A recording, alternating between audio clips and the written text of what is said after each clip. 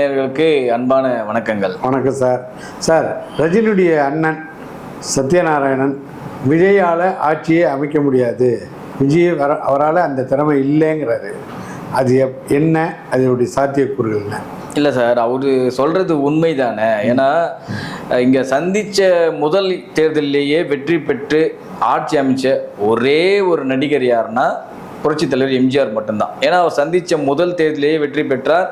அவர் சந்தித்த முதல் தேர்தலிலேயே ஆட்சி அமைத்து முதலமைச்சரானார். அவர் மட்டும்தான், அதாவது நடிகர் என்ற முறையில் அவர் மட்டும்தான் இந்த நடிகர் என்ற முறையில் ஆட்சி அமைச்ச ஒரே முதல்வர் அவர் மட்டும்தான். ஏன் இன்னும் சொல்ல போனால் திமுக கட்சியை கூட எடுத்துங்களேன். அவங்க கட்சி ஆரம்பித்து உடனடியாலும் ஆட்சியை பிடிக்கல. உங்களுக்கு தெரியும், அவங்களும் எத்தனை ஆண்டுகள் போராடினாங்க உங்களுக்கு தெரியும். எத்தனை தடவை எதிர்ப்பு அரசியல் செய்து அவங்க மக்களை கவர்ந்ததுக்கு அப்புறம் தான் ஆட்சி கட்டல அமைந்தாங்க உங்களுக்கு தெரியும். ஏன் அதுக்கு முன்னாடி இருந்த காங்கிரஸ் கட்சியாக இருக்கட்டும், அதுக்கு முன்னாடி ஆட்சி அமைச்சவங்களா இருக்கட்டும், ஏன் அதுக்கு பிறகு ஆட்சி அமைத்தவங்களா இருக்கட்டும், யாரா வேணாலும் எடுத்து பாருங்க, யாருமே முதல் சந்தித்த தேர்தலிலேயே அரியாசனத்தில் உட்காரல. ஒன்று அவர் சாதித்து காட்டிய ஒரே ஒரு நபர் யாருன்னா புரட்சி தலைவர் எம்ஜிஆர் அவர்கள் மட்டும்தான். அதுக்கு அடுத்தது ஒரு வாய்ப்பு வந்ததுன்னு சொல்ல விட அந்த வாய்ப்பை தவற விட்டவர் யாருன்னா கேப்டன் விஜயகாந்த் அவர்கள். அவர் சந்தித்த முதல் தேர்தலிலேயே ஒரு கணிசமான வாக்குகளையும் பெற்றார், மக்கள் மத்தியில நன்மதிப்பையும் பெற்றார். அடுத்தடுத்த தேர்தலில் அவருடைய வாக்கு சதவீதம் அதிகமாக போச்சு, உங்களுக்கு எல்லாருமே தெரியும். அதை தொடர்ந்து பார்த்தோம்னா பல நடிகர்கள் கட்சி ஆரம்பிச்சாங்க. ஏன் எம்ஜிஆர்ன்ற ஒரு நபர் கட்சி ஆரம்பித்த பிறகு பல நடிகர்கள் கட்சி ஆரம்பித்தாங்க சார். ஒரு சிவாஜி கணேசன் ஐயாவாக இருக்கட்டும், பாக்யராஜ், சரத்குமார், இன்னும் பல நடிகர்கள் சொல்லலாம், மன்சூர் அலிகான், நடிகர் கார்த்திக், எவ்வளோ பேர், எத்தனை நடிகர்கள் வேணும் உங்களுக்கு சொல்லுங்கள். ஏன் இன்னைக்கு நடிகர் சங்க செயலாளர் விஷால் அவர்கள் கூட தேர்தலில் சந்தித்து போட்டிட்டார், உங்களுக்கு தெரியும்.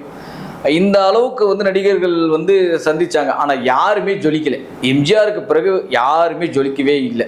அதுக்கு அடுத்தது பார்த்தீங்கன்னா இப்போ நடிகர் விஜய் அவர்கள் தனது கட்சி ஆரம்பித்து இப்போ நடத்திட்டு இருக்காரு. ஆனால் பத்திரிகையாளர்கள் ரஜினியோட அண்ணன் சத்யநாராயணோட கேள்வி கேட்கும்போது விஜயால் ஒன்றும் ஜொலிக்க முடியாதுன்னு தெளிவாக சொல்லிட்டாரு. இது அவர் மட்டும் இல்லை, இது ஜென்ரலாக எல்லாருக்குமே தெரிந்த ஒரு விஷயம்தான். ஏன்னா வரும்போதே இப்போ நீங்கள் படத்தில் நடிக்கும் போதே முதல் படமே பெரிய சில்லு ஜூப்ளி கொடுக்கணும்னு நம்பிக்கை இருக்கா உங்களுக்கு? நீங்கள் யோசிச்சு பாருங்கள். முதல் படமே எனக்கு பெரிய வெள்ளி விழா காணும், வைர விழா காணும் நம்ம சொல்லிட முடியுமா?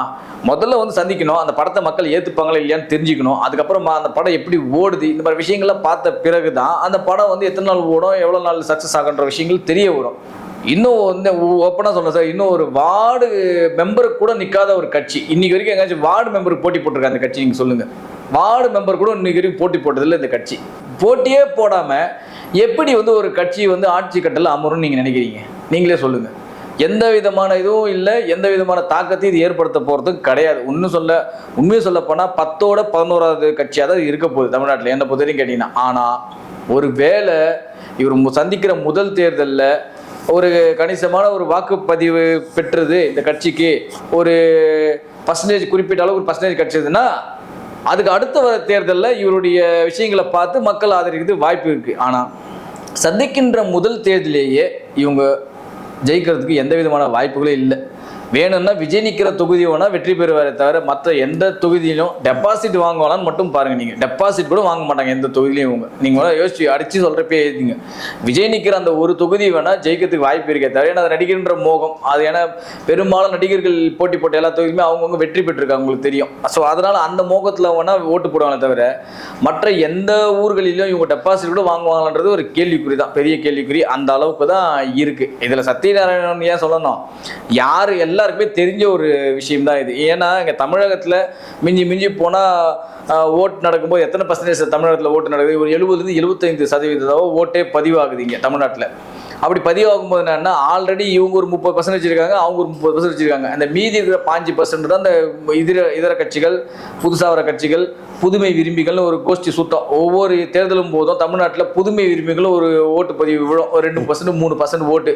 அது ஒரு டைம் அண்ணன் சீமான் வாங்கினாரு, அண்ணன் விஜயகாந்த் வாங்கினாரு, ஐயா கமலஹாசன் ஐயா வாங்கினாரு, எல்லாருமே மாற்றி மாற்றி வாங்கிட்டே இருப்பாங்க. புதுமை விரும்பிகள்னு ஒரு அப்பப்போ ஒவ்வொரு தேர்தலையும் ஒரு 2-3% ஓட்டு இருக்கும். அந்த புதுமை விரும்பிகள் இவங்க வட்டன்றதுக்காக அந்த மாதிரி ஓட்டுப்பதிவு தான் இவருக்கு விழும். நீங்கள் ஒன்றா 2-3% ஓட்டு விழும். இவர் ரசிகர்கள் ஒரு 3-4% போட கூட குறைந்தபட்சம் 5-10% வாக்குகள் வாங்குவார். இவ்வளோ தான். இந்த உளவுத்துறை ரிப்போர்ட் சொல்லிச்சு, இவங்களாவே ஒரு போலை கண்டுபிடிச்சி நாங்கள் இத்தனை சதவீதம் ஓட்டு வாங்குறதெல்லாம் இதெல்லாம் வந்து சும்மா வீண் விளம்பரத்துக்காக பண்ணுறது.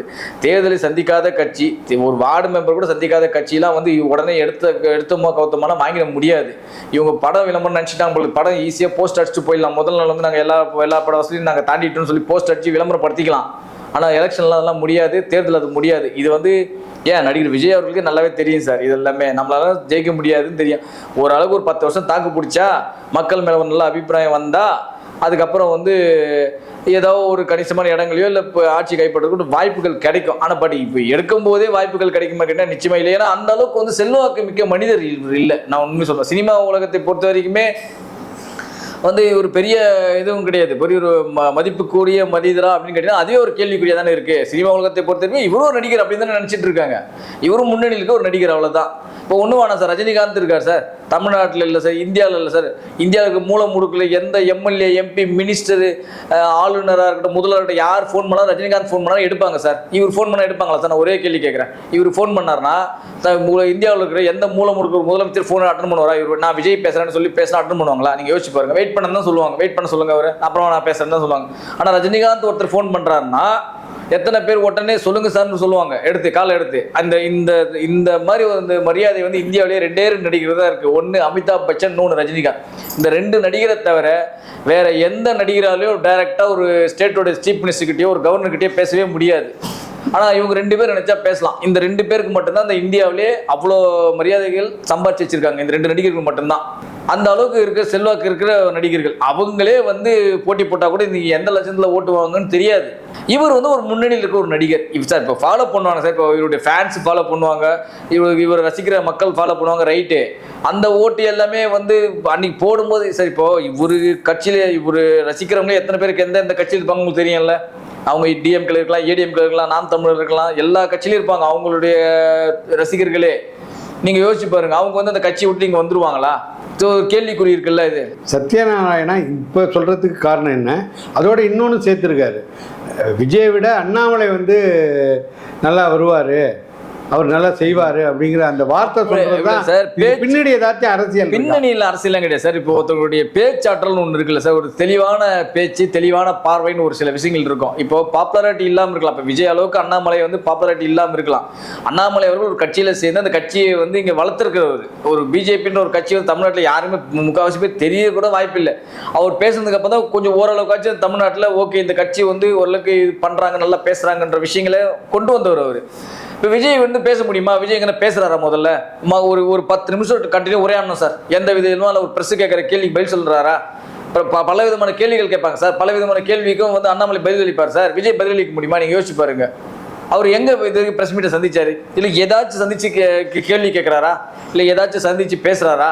நாட்டில் இவ்வளோ இருக்குது, என்ன நாட்டில் என்ன நடந்துட்டு இருக்கு, தமிழ்நாட்டில் என்னென்ன விஷயங்கள் நடக்குது, என்ன தமிழ்நாட்டுடைய மேம்பாட்டுக்கு என்னென்ன திட்டங்கள்லாம் வைத்திருக்கு, ஏதாச்சும் ஒன்று சொல்கிறாரா? ஒன்றுமே கிடையாது, எதுவுமே கிடையாது. சும்மா வராரு, கால் ஷீட் கொடுக்குறாரு. அவருடைய கட்சிக்கே வந்து என்ன சொல்கிறது, அவருடைய கட்சிக்கே படத்தில் கால் ஷீட் கொடுக்கும்போது கொடுத்துட்டு போகிறாரு. 3 நிமிஷம் ஒரு ஆர்ப்பாட்டம் நடத்திட்டு போயிட்டாரு. மொத்தமே அந்த ஆர்ப்பாட்டம் 1 ஹவரில் முடிஞ்சு போயிடுச்சு. ஏரியாவே காலி ஆயிடுச்சு 1 ஹவரில். எங்கேயாச்சும் கேள்விப்பட்டீங்களா 1 ஹவரில் ஆர்ப்பாட்டம் நடந்ததை?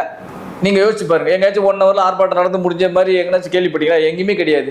மொத்தமே ஒரு 3 நிமிஷமோ 2 நிமிஷம் தான் மேடையிலேயே பேசினார். அப்புறம் என்ன மக்களுக்கு சார் வந்தவங்க கூட கேளுங்க சார். அந்த ஆர்ப்பாட்டத்துக்கு வந்தாங்கல்ல, அவங்களே கூப்பிட்டு கேளுங்களேன். ஒன்றும் தெரியாது. அவங்க கேட்டால் நான் விஜய் பார்க்க வந்தேன், ஒரே கேள்வி கேளுங்களேன். நான் விஜய் பார்க்க வந்தேன் சார். அவர் எதுக்கு ஆர்ப்பாட்டம் பண்ணுறா அதெல்லாம் தெரியாது. விஜய் பார்க்க வந்தேன், லாக்அப் டெத் நடந்ததுக்காக ஆர்ப்பாட்டம் பண்ணுறான்னு சொல்கிறாங்க. எத்தனை லாக்அப் டெத் நடந்தது? ஏதாச்சும் ஒரு தெளிவான விஷயம் இருக்கா? மேடை ஏறி வணக்கம் வச்சாங்க 10 பேர். யார் அவங்க? ஏதாச்சும் சொன்னாரா? ஒன்றும் சொல்லலை. அவங்க வணக்கம் வச்சு கை கொடுத்துட்டு போயிட்டாங்க ஒரு 10-15 பேர் மேலே ஏறி. அவங்க யார்? அவங்க எப்போ நடந்தது? அந்த லாக்அப் டெத் எப்போ நடந்தது? எந்த ஆட்சியில் நடந்தது? இதெல்லாம் சொல்லமா வேணாமா? இது மாதிரி தொடர்ந்து நடந்துக்கிட்டே இருக்கு. இதுக்கு என்னதான் தீர்வு? சரி இவ்வளோ பேசுறீங்க சார், இதுக்கு என்ன தீர்வு எடுத்தீங்க? அது பதில் சொல்லுங்க. சும்மா வந்து மக்களுக்கு என்ன ஆர்ப்பாட்டம் பண்ணிட்டு காமிச்சிட்டு போயிட்டீங்க, அவ்வளோதான். என்ன தீர்வு எடுத்தீங்க? ஏதாச்சும் தீர்வு நடந்ததா? இல்லை இதுக்கப்புறம் லாக்அப் டெத் தமிழ்நாட்டில் நடக்கவே போகிறது கிடையாதா? நீங்கள் யோசிச்சு பாருங்க. அப்படிதான் வந்து கள்ளக்குறிச்சியில் விஷ சாராயம் கொடுத்து இறந்தவங்களை போய் நேரில் பார்க்க போயிருந்தாரு. நேரில் நாங்கள் பார்க்க போயிட்டு இருந்தேன்னா ஆச்சு. அதுக்கப்புறம் இதுக்கப்புறம் வந்து மதுவே ஒழிஞ்சிச்சா தமிழ்நாட்டில்? ஏதாச்சும் கூட ஆக்ஷன் எடுத்துறா? சும்மா வந்து மக்களுக்கு வந்து ஒரு விளம்பரத்தை பண்ணிட்டு இருக்காரு, அவ்வளோதான். நானும் ஒரு அரசியல் கட்சி ஆரம்பிச்சிட்டு இந்த வடிவேல் சொல்ற மாதிரி நானும் ஜெயிலுக்கு போறேன், நானும் ரவுடி தான்ற மாதிரி இவர் நானும் ஒரு அரசியல் கட்சி தலைவரியா நானும் போராட்டம் பண்ணுவேன், ஆர்ப்பாட்டம் பண்ணுவோம், அவ்வளோதான், முடிஞ்சு போயிடுச்சு. வேற என்ன இதுல புதுசா இருக்கு?